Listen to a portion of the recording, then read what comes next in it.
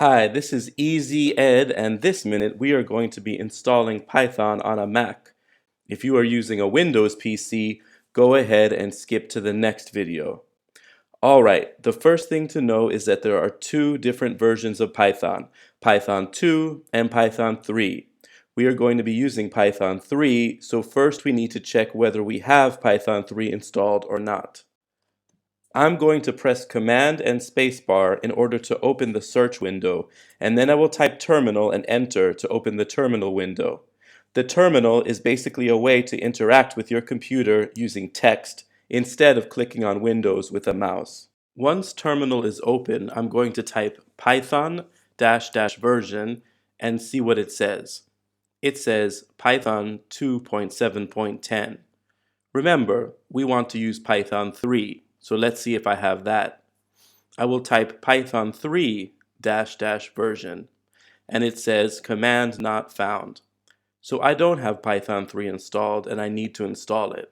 If you get a response like Python 3 dot something, then go ahead and skip to the next video. Alright, let's go ahead and install Python 3. I will go to python.org/downloads. It already recognizes my operating system, so it displays the latest version for Mac. Go ahead and click on that.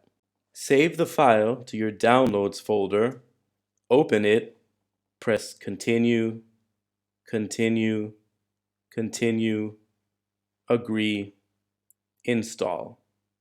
It may prompt you for your password. Then wait while Python installs.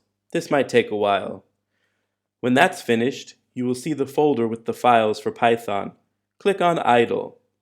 Idle is an integrated development environment, which basically means it's the place where we can write Python code, play around with it, and see what it does.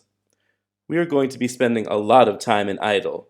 In the next video, I will show you more about the different parts of Idle. To conclude, we can also go back to Terminal to verify that we now have Python 3 installed.